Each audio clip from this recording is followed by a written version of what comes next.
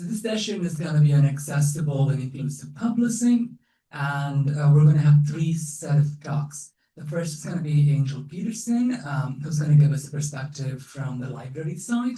We're going to have a panel after that, and we're going to have a third one from a library again. So we can start with Angel, who's joining us virtually. So thank you so much for joining this presentation, and I'm very excited to present at this conference this year. My session is titled A Case Study in Accessible Publishing, How One Library Publishing Program is Working to Embed Accessibility into Their Workflows. So a very long title. My name is Angel Peterson, and I am the Production Specialist and Accessibility Coordinator at the Penn State Library's Open Publishing Program. And I also just want to thank Jules Luck, who could not be here today, for their contribution to these slides as well. Before I get started, I want to do a quick land acknowledgement statement. The Pennsylvania State University campuses are located on the original homelands of the Erie, Haudenosaunee, Seneca, Cayuga, Onondaga, Oneida, Mohawk, and Tuscarora, Lenape, Delaware Nation, Delaware Tribe, Stockbridge, Muncie, Monongahela, Shawnee, Absentee Eastern and Oklahoma, Susquehannock, and Wasaji Osage Nations. As a land-grant institution, we acknowledge and honor the traditional caretakers of these lands and strive to understand and model their responsible stewardship. We also acknowledge the longer history of these lands and our place in that history. So a little bit of an introduction to our team. Allie Laird is our Open Publishing Team Lead. Corey Wetherington is our Open Education Infrastructure Specialist, who works on our OER Repository Rome, or the Repository of Open and Affordable Materials, and does a lot of infrastructure support and remediation for all of our publications, working with our IT department. Jules Luck, as I mentioned earlier, is the Accessibility and Production Specialist who works on support and accessibility for our journals program. Joy Loving is our Accessibility and Production Assistant and is working actively on remediation. I work on our bibliographies and monographs publications, and then we have two student staff, Jackie and Sophia, who also do remediation support as well. We publish scholarly journals, searchable annotated bibliographies, monographs, and topical web portals, which are kind of digital humanities types publications, using open journal systems and Drupal. And we've always done accessibility work on some of our journals on Pennsylvania history, and we had started with light training on accessibility with some of our editors, but we really didn't expand upon those services until very recently. Initial accessibility work included remediating 3 Pennsylvania history journals to upload in open journal systems. Back in 2021, we had started training new journals on accessibility best practices and created what we called a handout for editors based on those conversations. And we actually presented about that handout at this conference back in 2021. The handout started out as a 1 to 2 page document and is now over 30 pages of content. We also started to discuss the idea of creating accessible templates for our editors to use, but we really lacked the capacity to achieve that at that time. So due to the new regulations of Title II of the ADA, we really started to ramp up our accessibility initiatives.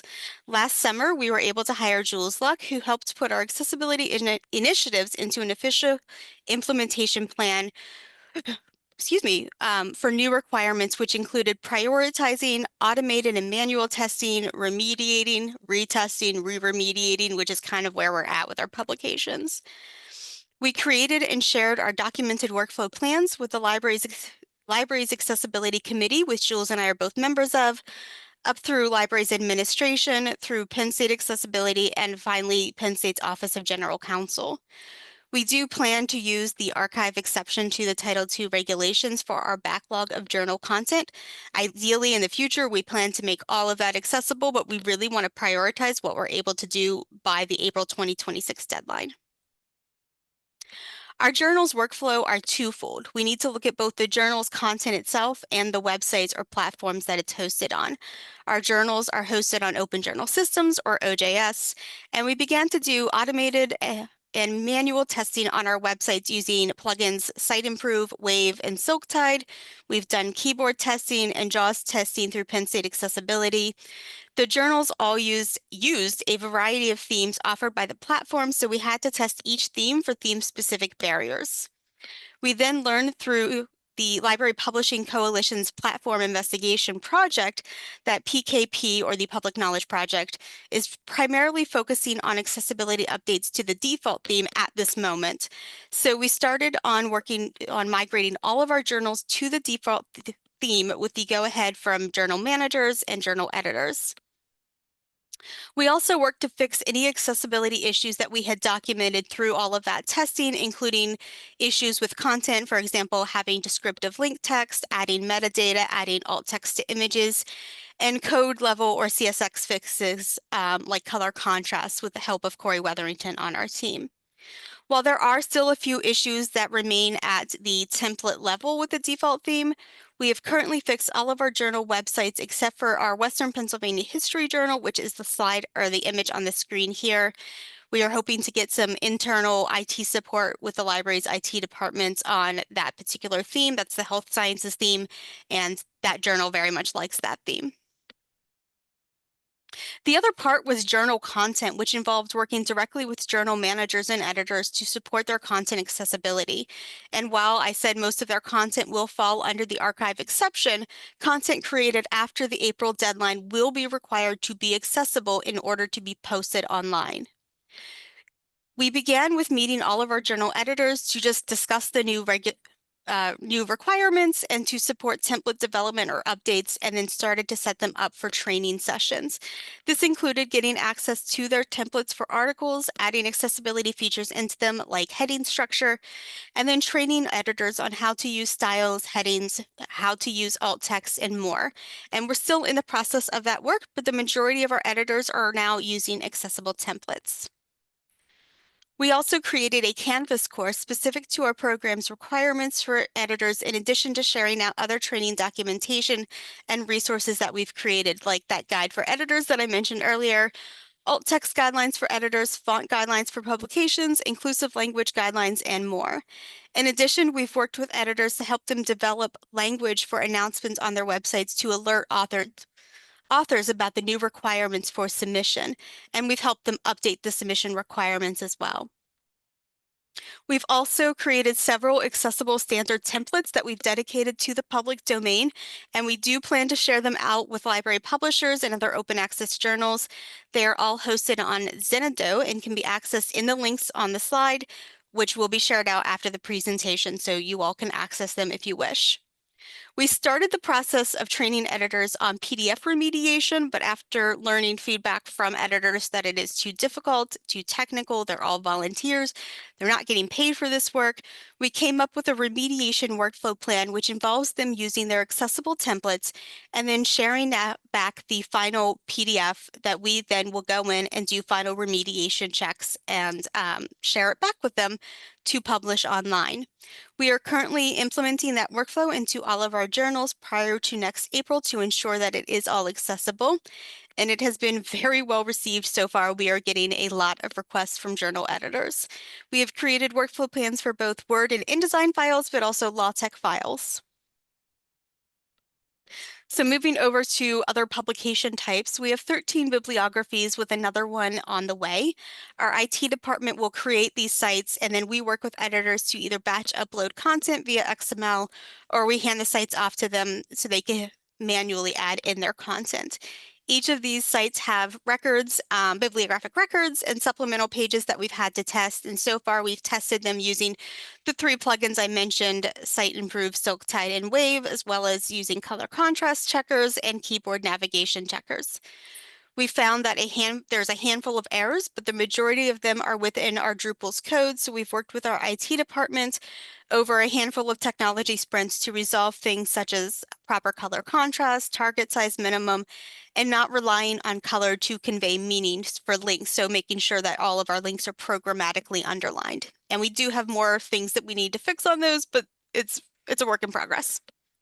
For errors that were content-based, that can include adding alt text to supplemental pages that have images, fixing URL link text to be descriptive, or adding tooltips to footnotes and references on our supplemental pages so a screen reader won't read link 1, link 2, but rather skip to footnote 1 or skip to footnote 2 when it comes across those links. Just a little bit more descriptive. One of our bibliographies also has an interactive map, so we've drafted a long description for the map, and we've ensured that all of the data in the map is also in the bibliography itself.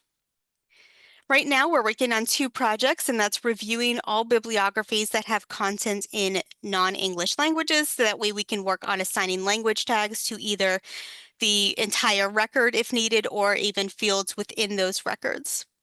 We're also reviewing bibliographies for duplicate titles and removing those duplicates, and that's a problem mainly because if you have 2 or more titles or 2 more records where it's the exact same title, but the links will point to different records, that can be confusing for screen reader users when the titles are read aloud to them on the web page.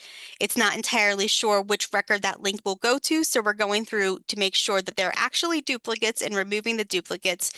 And we do know that sometimes it might be a second or third edition of a particular title, so we are confirming those instances with the bibliography editors, and then we'll work with our IT department on the ways to handle those that are legitimate records. There is still more work to be done on our bibliographies, and we still want to test with Penn State accessibility, but we wanted to try to get some of this work done before we reach out to them because I know they have a very busy schedule.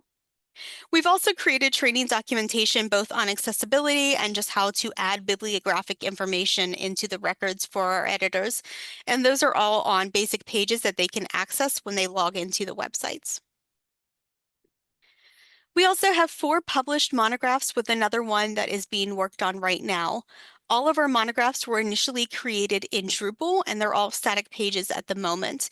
2 of the most recent ones, The Future of Foster Care, New Science and Old Problems, and Making Documentary Film, Frederick Wiseman and his collaborators, also have PDF versions of the book. There's a PDF for each chapter and then a full PDF for the entire manuscript. And we've tested each of the web-based version of these monographs using those 3 plugins, keyboard testing, JAWS testing. We've also done a lot of accessibility work. Corey Wetherington, who I've mentioned prior, has done a lot of accessibility work to fix any of the errors that we've come across. For an example, our monograph, Transdisciplinary Inquiry, Practice, and Possibilities in Art Education, had a chapter with some computer-generated abstract art, and we had no idea where to start when it came to creating alt text for those images. So we actually talked to an art student who is an employee at the Architecture and Landscape Architecture Library at Penn State Libraries, and they helped to create some alt text for us. Regarding the PDF versions of the 2 monographs, they did have some level of accessibility tagging, but they were done a couple years ago, and so we knew that they could have better tags. So we have been testing them with the PDF Accessibility Checker, or PAC, and also Common Look, which is a PDF accessibility plugin for Acrobat. We have finished the PDFs for the Making Documentary Film monograph and are more than halfway done with the PDFs for the Future of Foster Care. And we are testing them both against WCAG 2.1 and PDF UA technical standards, which is required standards for PDFs. Once all of that work is finished, they'll be re-uploaded back into their sites. Jules and I both wanted to make sure that we were on top of best practices and legislation over the past year, so we spent some time preparing to take the International Association of Accessibility Professionals, or IAAP, Certified Professional Accessibility Core Competencies CPAC certification. We both reviewed the body of knowledge put out by IAAP, which is kind of like a textbook, and we took a prep course via DayQ. We held many virtual study sessions, which included studying with flashcards, discussing course materials, and even using ChatGPT to generate practice study questions for us. Jules took the certification exam back in April of this year, and I took it in May, and I'm very happy to say that we both passed. During the study for the certification, we learned about accessibility maturity models. Accessibility maturity models are frameworks that help us measure and improve on accessibility services. There are 4 traditional models, which are on the screen here, and each one has its own terminology and criteria for stages within the model.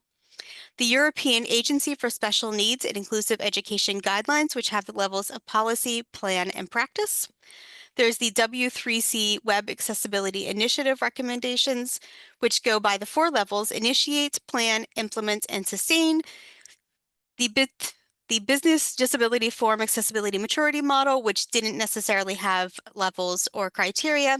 And then there's the capability maturity model, which has the stages: initial, policies in place, defined, managed, and optimizing. The W3C recommendations are created to help with web accessibility, and so we found that our program fits well with this because our content is all digitally published online. The guide, which is linked in the slides here that they have created, is helpful because it provides activities that your program or your organization can do, like determining budget or integrating goals into policies that will help strengthen your accessibility program. So under the initiate stage, that's develop understanding of accessibility and builds organizational enthusiasm. We have attended several training sessions, both through Penn State Accessibility and other webinars. We also hold regular accessibility meetings to discuss accessibility, share information, share trainings, share best practice, and discuss what we should do when we run into particular issues that we're unsure of. And this is also where that certification studying kind of comes into play. There's plan, develop clear goals and an environment that supports accessibility. This is the implementation plan that I mentioned earlier, and that was shared up through Penn State Libraries Administration, Accessibility, and the Office of General Counsel. Implement is to ensure personnel are trained, tools are available, and accessibility is included throughout. We have made sure that everyone in our department is trained on accessibility, and we also have access to various tools like the PAC Checker, the Common Look plugin, Site Improved browser plugins, and in the NVDA screen reader. And then finally, sustain, continue to review and report on content, processes, and resources. We have it on our calendars to regularly check accessibility every year. We hold regular check-ins with the accessibility team at Penn State Libraries. We hold them weekly. And also, Penn State is in the process of purchasing a Site Improved license university-wide to make sure that our content will be monitored. This model is not necessarily meant to be linear or carried out in any particular order, but if it was, we find that our program fits somewhere between implementation and sustaining. We are implementing a lot of new accessibility programming throughout our publishing program, but we are just starting to talk about plans for reviewing our content regularly and making sure that platforms are accessible for the years to come. Throughout this process, we faced a handful of challenges. One was lack of editor buy-in or understanding about the importance of this work. Another is remediating complex files, such as PDF that were created from LaTeX or PDFs with complex math, tables, linguistics, or graphics. And then other issues are limited platform development support, and then continuing to figure out ways to make sure that we're ongoing accessibility review and maintenance. And that was all I had. So I'll take questions at the end of the session. Thank you all so much. I'm Jennifer Kemp. I'm going to moderate this session today, but I'm actually going to introduce myself last. So I'm going to turn it over to the panelists to introduce themselves and in the process give us a little bit of background about what they do, why they do it, and some high-level accessibility information. Hello. Hi, my name is Dr. Kyle Keane. I am a senior lecturer in assistive technologies in the School of Computer Science at the University of Bristol in the United Kingdom. I am myself functionally blind in many ways, although I have a little bit of some vision that I can use through inference and all sorts of scenarios, but I can't use a computer screen.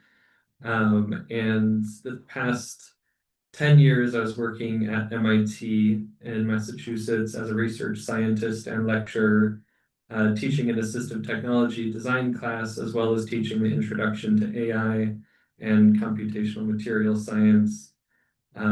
And my PhD's in quantum physics, and my vision has degenerated over the years. So I have a slow progressing retinal disorder. And that has meant that I was a very highly functioning visual scientist who did all sorts of stuff using my eyes and the cognition that I could access through that training. I am now, as I mentioned, not able to use a computer screen and have fully transitioned into screen reader land. And so it's a very deep personal passion of mine to make sure that people like me can do science because I still have the obsession. I am Sean Concannon. Hello. I work for Adapon, which is part of Wiley, a large research publisher. Adapon started 25 years ago, hosting journals, and grew to be the largest host of research content. Wiley acquired Adapon 8 years ago. And I want to talk about why Adapon creates accessible websites, accessible publication platforms.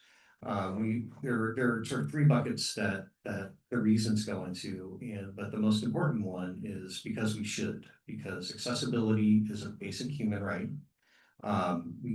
We host millions of journal articles, and you shouldn't host any content unless you make it accessible to the widest audience possible, right? But accessibility is important not just for users who rely on it, who cannot consume content without proper accessibility, but it is important for everyone. Accessibility materially improves user experience. So we all benefit from content that is produced so that it can be accessible online. But we also respond to business drivers and legal requirements for creating accessible web platforms. One of the major drivers that has come to me in my career has to do with selling subscriptions to research content to institutions. So publishers rely on libraries to pay for content so that they can publish more content, and so that their professional societies can benefit and grow. And those subscriptions, institutional libraries cannot purchase access to research platforms unless the publisher can attest that the platform is accessible. And that's where we come in. We make sure that the platform is accessible, and we provide that attestation that allows publishers to sell access to platforms to institutional libraries. And then, of course, there are the legal requirements. The European Accessibility Act came into force in June of 2025. Section 508 and the Americans with Disability Act have been important drivers for us, and the Americans with Disability Act is going to receive a major upgrade next year. So our clients need us to respond to the requirements in those laws. So those are the reasons why we create accessible platforms. And then Should over we to pick up Simon. with Simon? Yeah, over to Simon. Hi everybody, I'm Simon. I am Head of Content Accessibility at Science Publishers Elsevier. Like Kyle, I am a severely sight impaired individual, so this is really important to me personally as well as professionally. 15% of the world's working age population has a disability, not just vision impaired people, but we're talking about hearing impaired people, people with dyslexia, dyspraxia, neurodivergence, anything that makes the reading experience non-standard. And the reason that I care about accessibility is not just because it's the right thing to do, and I'm sure we all believe in equal and equitable access, and not just because it's the law. Indeed, Sean and I spoke at the SSP New Directions conference earlier this week, and the head librarian of Georgetown University stood up and said, from April next year, if your content and platforms aren't accessible, we can't buy them, and no other library can buy them either. And as publishers, if people can't buy our content and can't subscribe to our platforms, we don't have a publisher anymore, right? It's actually that existential. But the reason that I care about this most of all is because it's fundamental to the mission of what we do as publishers. As publishers, we help people to learn, to understand, to gain knowledge. And actually, accessibility helps people do that in whatever way is best for them. So some people like to read with their eyes, some people like to listen with their ears, and some people even like to touch with their fingers if they braille. And actually, with the new technologies emerging like AI, I think we have a great opportunity within our industry to make sure that people are able to learn in whatever way suits them. And I think accessibility provides us with an opportunity to do that. And that's something that personally I'm really quite excited about. Thank you. So as I said, I'm Jennifer Kemp. I'm Director of Consulting Services at Strategies for Open Science, or Stratos for short. My background is libraries and publishing and research infrastructure. I am not an accessibility expert, nor do I expect to be. I think that's probably true of most of us in publishing. So I got involved in this because in a previous role, I worked on an accessibility project, and I sort of volunteered myself for that because I thought, well, I'm a librarian, I know how to do research, I can find information. And also because I knew I had expert help in the form of Bill Kasdorf, so shout out to him for that. So I'm sort of tempted to ask what I did wrong there, but basically, I want to start off by asking Kyle and Simon, for those of us who are new to it and don't really expect to be working on it all the time, we want to be allies, but we're never going to be experts. What do we need to know? How do we start off? Because it is kind of overwhelming to start. Kyle? Yeah, so it is overwhelming. It's a massive, diverse field, and this is, I have a PhD in quantum physics, and I spent 7 years working in software, and then I worked at MIT across multiple departments. Accessibility is still the hardest thing I have ever tried to wrap my head around, and that is not meant to be cheeky in any way. It is a constantly dynamically changing thing, and it involves levels of personalization and customization that are beyond even my imagination. So at MIT, I used to get funding to bring groups of students to international universities to set up these co-design assistive technology programs where we would sit down with local people who had disabilities, hear some of their very specific stories, and intervene through some type of technological intervention. And the amount of specificity inside of what is actually meant by accessibility is overwhelming to try to wrap one's head around. Every individual in their particular circumstance has some nuanced subtlety that makes the concept of universal access, universal design really I'm not a big fan of that as a concept. I think having multiple pathways that are highly customizable and highly personalizable are really key and fundamental to making sure that a particular person in a situation can access a technology. My years being a computational scientist really helped think about computability as a tool for accessibility. So if a computer can do something with the data, if you have sufficient metadata, if you have not just an image of a graph, but the underlying data that's used to generate the graph, all of these things that allow machines to access and manipulate the underlying data, then you can do highly personalized and customized access pathways that can work with different types of assistive technologies. So rather than trying to worry about every single niche thing, which is super important, and I run these, one-off individualized design sessions to try to identify those fringe cases, thinking about, can a computer do everything that it could possibly do with the data that's contained here, means that other assistive technologies can hook in and re-represent that data in ways that are appropriate for the audience. So sometimes it's about getting to the fringes, and sometimes it's about thinking, what can I do to just make this manipulatable by a computer? And then from there, people can build their unique pathways out, is at least the sort of framing to not get overwhelmed by the massive, incredible amounts of diversity represented in the problem space. Thank you. Simon, you want to pick up from there?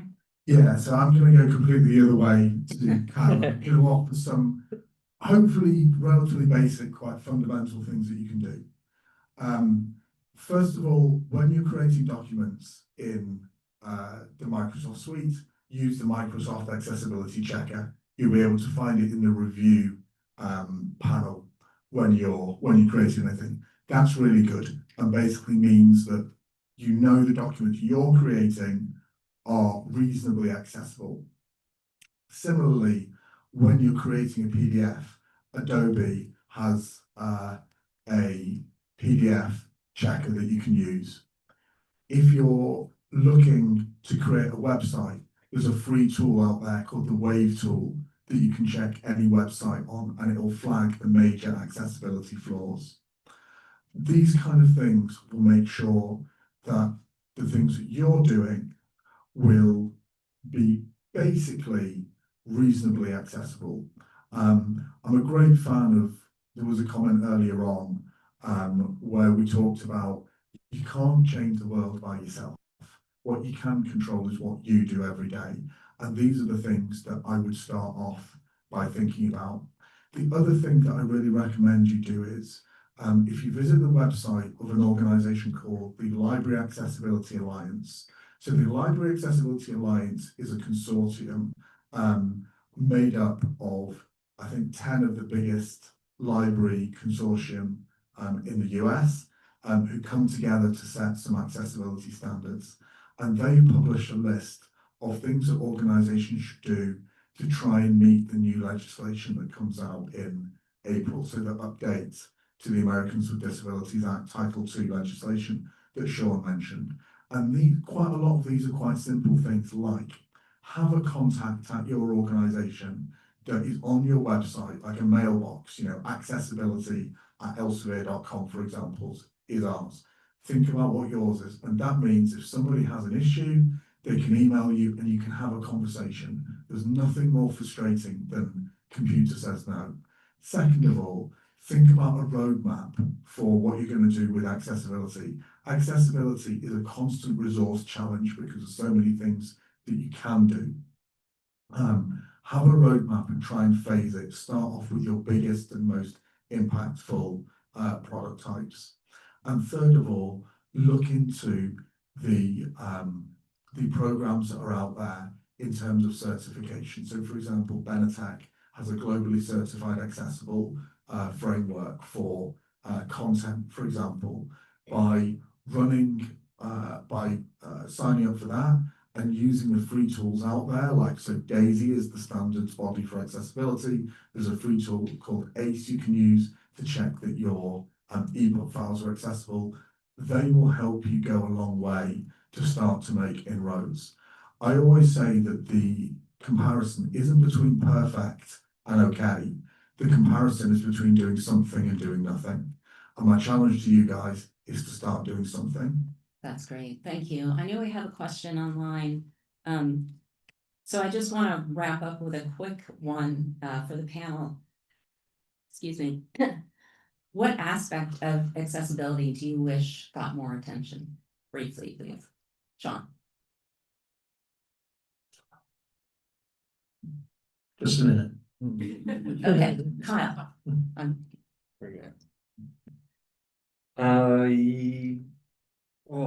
It's hard to prioritize. Yeah. It's hard to prioritizing. How and by what methods are you to decide what to do? So accessibility is an ethical thing. It can be an imperative of a cultural decision to include people and allow them to have access to information.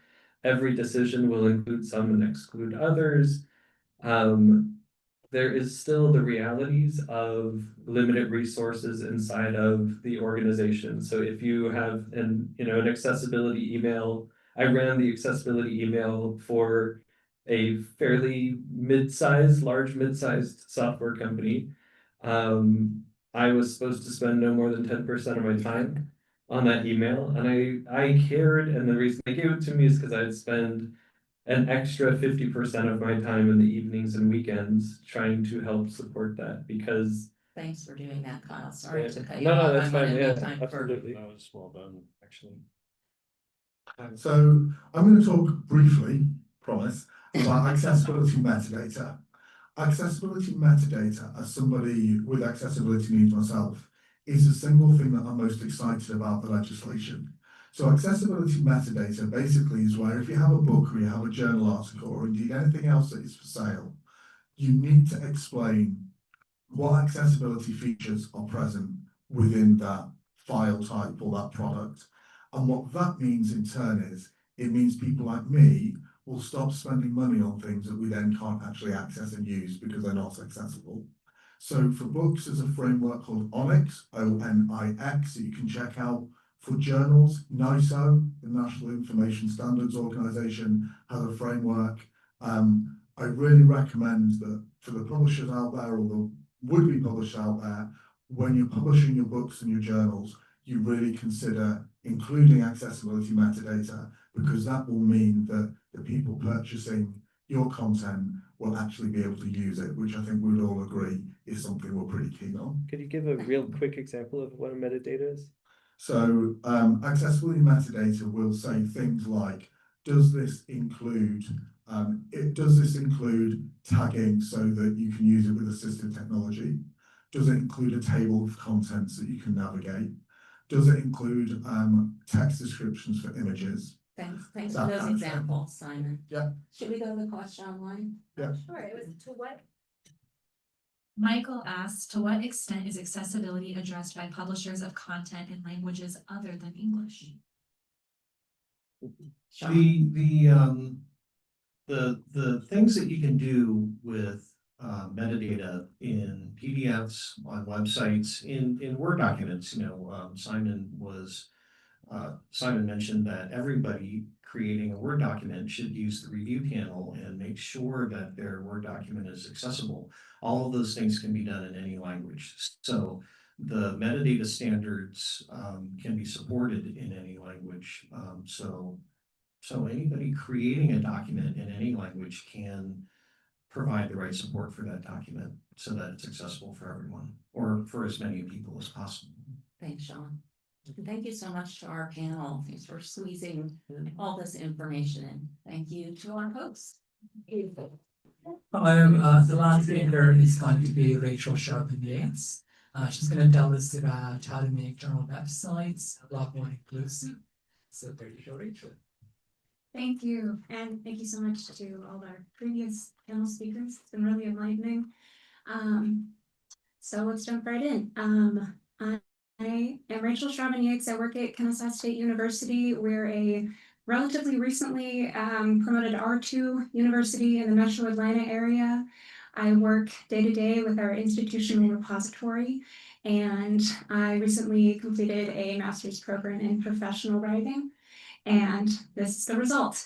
So that interest that led to my project was trying to find a way to look at the landscape of professional and academic editing, to contextualize this within a publishing sphere, a research publishing sphere, primarily publishing in English, but navigating a global language landscape with multiple Englishes, multiple backgrounds, and then of course the digital age.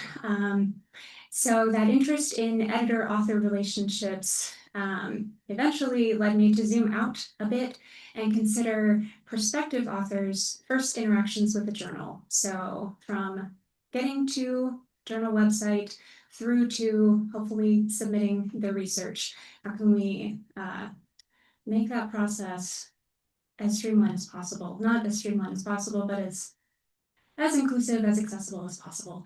So my guiding research questions, I wanted to see what current journal staff are doing to demystify academic publishing and to open up those opportunities to folks outside of academia or new to academic publishing. And I wanted to dive into the digital humanities specifically and identify how these journals, a lot born digital and working in this digital environment since the early internet, what strategies are these folks using to promote inclusivity, and how might we be able to apply those more broadly? So the research that I conducted was an exploratory dive into a number of different digital humanities journals, and selecting those, I zeroed in on Diamond Open Access journals, those publishing at no cost to the author or reader. Those within the digital humanities, as I mentioned, journals that were somewhat established, at least 5 issues in their back catalog, many have many more. The journals that were actively publishing either within the last year or a CFP within the past 2 years. And my own limitation, I wanted to look at journals that were available in English so that I could do a real comprehensive deep dive while prioritizing variety in subject and platform. So these were the journals that I zoomed in on. Everything from Journal of Electronic Publishing, some heavy hitters, Digital Humanities Quarterly, and then maybe some a little bit more niche within their respective fields, some newer. I wanted to get as much of a gamut as I could, although I do have pretty high representation from folks publishing on bespoke platforms rather than turnkey. They're digital humanities. That makes a little bit of sense. So let's jump into some of that evaluation criteria. So as I was looking along, I wanted to zero in on how are these journals exemplifying some of the best practices for online journal editors laid out by CELJ, those principles of transparency and best practices in scholarly publishing laid out by COPE. Of course, those are ways that the journal is making themselves appear reputable, whether they have an apparent consistency and high publishing standards in their back catalog and their user interface. Is their editorial board representative of a diversity of perspectives, experience, and locale? Are their peer review processes described? How are they described? To what degree are they educating authors on the way their research will be handled and processed once they've submitted? And maybe there are different peer review practices that take a little bit more heavy lifting, some even into the mentorship style that is not always possible with journals that experience a high level of submissions. But some digital humanities are publishing non-traditional texts. So we have some interesting examples there. And how are they describing their copyright and licensing agreements? In what ways are they letting authors know which rights they maintain, what rights the journal maintains? I was looking at Diamond open access journals, so I wanted to see a kind of transparency in that process and how they were communicating that to authors. So I also wanted to evaluate my user experience, kind of putting on the hat of a prospective author. Relatively, I've been in academic libraries for about 6-7 years now, but I'm still relatively new to publishing, so it's an easy hat to put on. Looking at my experience as a user navigating these websites, dipping a little bit into accessible design, not spending too much time here, but wanting to see if they had incorporated any accessibility features like headings, contrast in color, table of contents, these kinds of things were pluses always. And whether they included any proactive inclusive language, descriptions of workflows, calls for multiply marginalized scholars, calls for sourcing or citing multiply marginalized scholars, looking to offer maybe language support for folks publishing in a non-native language. And I also wanted to note my challenges and frustrations. So that's the speed run. A journal that I focused on, kind of an example of some of the things that I noticed. This is Parse. They're a beautiful artistic journal. They have a really dynamic website that, as a new user, I found to be quite overwhelming and difficult to find information about their specific journal motives. This about paragraph is about as much information that was available to a public user outside of any additional information they've posted since. So not a very robust mission guidelines, any sort of editorial board, something to note. Their aesthetic definitely contributes to their content. That kind of the medium is the message, but that led to a lot of just accessibility and navigation questions. So that's an example of a bespoke journal. Another bespoke journal. This is Kairos. I do have a bit of a personal connection to this journal. One of my committee members is on the editorial board, and that was my introduction to the journal and their work. They've been around since 1996, and their website looks like it. However, as we'll talk later, I think, especially within the realm of the humanities, that kind of basic background coding can be a feature and not a flaw, especially if you're looking at the level of training necessary to get someone on board with site maintenance and making things consistent and accessible for a bunch of humanities folks. Sometimes it's great just to be able to say, I can read the HTML, I can make this change, we're good to go. It's not as beautiful, but they support a wide range of interactive web texts, and their journal with quite a robust set of author and editor and reviewer resources, and there's a lot of emphasis on a kind of mentoring relationship through the publication process rather than any sort of closed or anonymous review. And so they're really considering multiple audiences coming to their journal website and looking at those different resources that are necessary for each of those audiences. Outside of the time that anybody's talking in a Zoom meeting, they've got a really robust back catalog of those resources, as well as for new authors. They have a reason for every decision that they're making, and you can find information about the reasoning and the publishing ethos in a lot of different places on the website, which at times led to some duplication. So always room for improvement, but a lot of interesting stuff happening at Kairos. So this is another example from a turnkey platform, Artlist Bulletin, another transdisciplinary journal, and they publish on the digital commons. My home institutional repository is hosted on the digital commons, and so I was very curious looking into this platform to see how other folks were using it, kind of working within the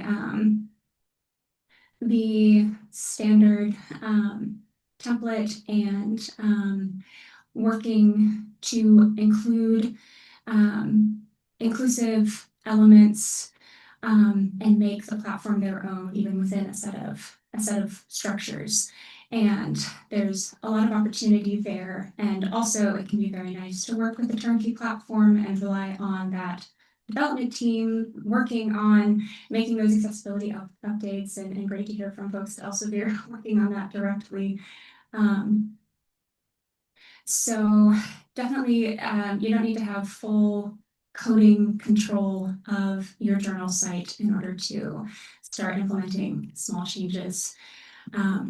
So some of my overarching takeaways, as I mentioned, sometimes a data design can be a feature rather than a bug.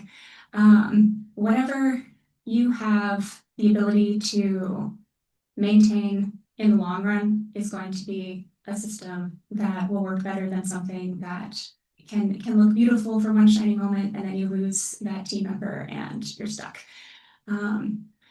Link maintenance and page wrangling. So a lot of deep dives into these journal sites led to a kind of confusing sitemap, really confusing tree of pages that maybe had been lost or forgotten or duplicated. And links that didn't work, calls for proposals that have been outdated for many months. And so signs of regular maintenance were a really promising thing to see as someone considering reaching out to this journal and, expecting to hear back. The strongest UX design, of course, considers diverse user needs, and those considerations, as I mentioned, can be platform agnostic. But with a journal, you're looking at many, many different potential audience members. Of course, it's not just the potential authors, but readers, your editorial team, your peer reviewers, librarians, folks wanting a specific piece of information, and there's that common refrain, as few clicks as possible to get to that information. And so if you are to take on those individual perspectives and give your site a look through those eyes, how difficult is it to come across the peer reviewer guidelines, for example, or copyright information, or the publication CFP. So considering those different user needs and audiences. And I was really emboldened by a couple of journals with really transparent editorial workflows that were acting in a way as educational tools for folks new to academic publishing. I'll talk about this in a little bit with some of my work with a journal at my university, but lots of opportunity there. And of course, that proactive language can go a long way to signal the type of work that you would like to receive, to communicate that researchers who want to prioritize accessible, diverse, inclusive, and language expansive research can find a home with you. Could be really great. I condensed some of these things into a couple of handouts. That's a QR code to the link in our institutional repository.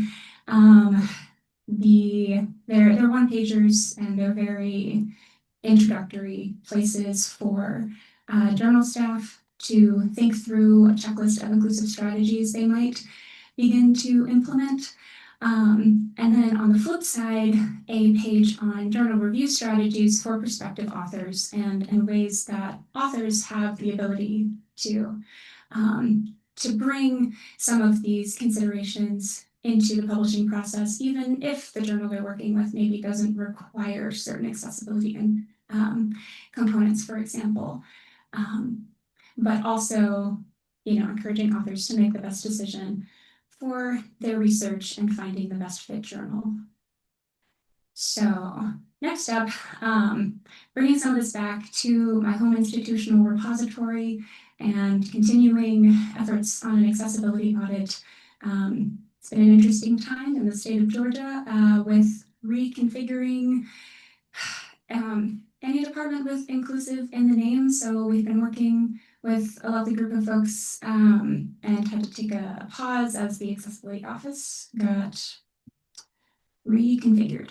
And so we're still working on that triage list and trying to focus on manageable high impact projects and considering things like that inclusion of accessibility metadata, and recently made sure to add remediation contact information in a couple different places on the IR. And then of course offering guidance for some of our journals. So my work with the Kennesaw Journal of Undergraduate Research has been really rewarding, just being able to take a fine-tooth comb to every element and asset on their journal page that they host with us, and evaluate the function of every link section, and see what could be improved for their different target audience experiences, and to include some of that educational material about academic publishing that they're working to communicate to undergraduate researchers very new to this whole shindig. And that is all I have for you. Thank you so much. Thank you again to all the speakers for such a wonderful session. Thank you, John and Butch, for picking such wonderful speakers for the session. We can start with some questions. And Jennifer, if you have questions you couldn't ask, you can actually ask them now. Everyone finished on time today, so thank you all of you for finishing on time. The first one I have is really for Angel. She is still online. She is, okay. Angel, I know you mentioned working with the IT department a lot. How difficult or challenging was it, or how easy was it? That's a question, yeah. So it is relatively easy working with them. They all have accessibility best practices in mind, and want to ensure that all of our content is accessible.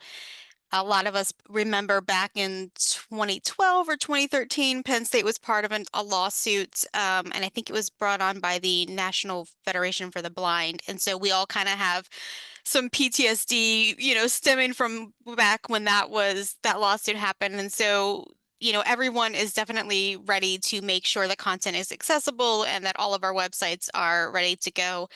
But I think the biggest challenge there is just the capacity of our IT department and the work that they're trying to do across, not just supporting our publishing program and our resources, but also supporting the libraries in general. And so just making sure that, we work with them in technology sprints and making sure that we're able to get kind of on their calendar, and work with them. But so it's been very great. They've been very helpful and want to ensure the work. It's a capacity thing right now, which I'm sure everybody is dealing with capacity. Were there any unexpected allies in your ability to get resources from the department? Like a different department? Not unexpected allies. I expected all of them to be allies, and they have been. Accessibility has just always been a big thing for all of us, and so we've all kind of been on the same, wavelength when it comes to that. Thank you. You're welcome. Thank you for wonderful presentations. Really appreciate it. I appreciate the distinction you made between platform accessibility, which is the purview of designers and developers and others, and content accessibility. When you receive content from authors are not accessibility specialists. How do you make authors applied graphics accessible? Do you redraw them, or do you expect authors to deliver accessible graphics? Yeah, so we do have a part of our agreement is that they need to ensure that the content they get to us is accessible. So when it comes to things like graphics, we do work with them on best practices, and sometimes there might be something that's not entirely accessible, so we will share it back with them and provide them some tips to make it better. The authors might not necessarily be the ones to do that. It'll usually be, the journal editor that will go in and do that work. I know this is not a graphic, but we actually had one of our publications it had a 1-cell data table with bullets in it. And so they were really just using the table for layout purposes, which for accessibility, you shouldn't use layout tables. That's not what it should be used for. And so that was an author that we had to go back and work with them on and explain to them why that wasn't accessible, and, a way that we can do it where he still gets the same design that he was hoping for, but in an accessible format. So we do expect them to, but we do work with them on those issues if they have questions. We don't expect them to be experts. That's what we're here for. Just with regard to figures and tables in journal articles, tables are often, or were often delivered to us as images, which are not very useful for accessibility. But in JATS, you can use a table in JATS, and it'll create a table in HTML that is accessible. It doesn't use the old table layout method. It uses something else. I can't remember exactly what, but we can make a table accessible. For images, really the issue is alt text. There should be alt text that describes the image, and alt text describing an image is producing that text is very difficult, and authors can't always do that very well. The picture is worth 1,000 words, but the whole text has to be something like about 30 words, right? So that's a difficult issue, but the publishers that we host have a lot of ways of addressing it that we support. Yes, over there. If I can bring the microphone. Can I throw a tiny bit on that one? Before? Yeah, so this is a question for Angel. Oh, I'm do sorry. you mind if we interrupt? Yeah, go. So I just wanted to throw a quick shout out to an old phrase that I used to know and love called pedagogical equivalence. So in thinking about what is content accessibility, there's this really hard thing if you have an image and you're going to get a description of the image. The description is supposed to achieve the same level of learning, the same level of comprehension that somebody with training who encounters that image can get. So it's important to think not just about describing the image, but to think about what the purpose of the image and the context is. And that's a really hard multi-stakeholder thing. So the author won't know how to explain it too well, but they'll understand what the pedagogical purpose is. So you have to go through a bit of a multi-stakeholder process sometimes to get a really good pedagogical equivalence out of those. So I just wanted to flag that. And this is a question for Angel. I'm wondering if you have any workflows in place for managing broken links that happen over time. And then two parts to this question is, I used to work at UTA in Texas, and we digitized a bunch of old journals and then migrated over on OJS. And one of the issues we had is with those scanned journals, the readability of those PDFs was nearly impossible, and we just didn't have the bandwidth. So I'm wondering if you have a workflow for dealing with scanned documents as well. Yes. So, and I'm going to try to remember. Can you do the first question again? I don't quite remember all of it. Sorry. Workflow for broken links over time. Yes, that was it. Thank you. So that is actually something we are trying to work on right now. A lot of our sites are static pages, and so we do have a tool in our GitHub repo that we can run through for broken links. But the issue really stems when, we need to find the links. Do we email the original author, and how we do all of that? So we are kind of working on that workflow right now, but we don't have a fully set one other than just running websites through that checker. Yes, so that is a big issue with PDFs regarding whether or not they're images or readable text. And so Adobe has an OCR function and that's optical character recognition for those who aren't sure what that is. It does have an OCR function. It's not entirely the best. So we have a department at the Penn State Library's Preservation, Conservation, and Digitization, and they use Abby Fine Reader to OCR any content. And so the majority of our publications are already OCR'd. We don't have to worry about that, but we do have one that was a scanned, backlog of journal issues and volumes that we had to scan in, and they use Abby Fine Reader to scan it, OCR it, and then it does add some accessibility tagging for that PDF, but we always go through and just make sure it's up to standards. And then we had been sending the PDFs or sending the physical copies of the issues to them so they can scan it.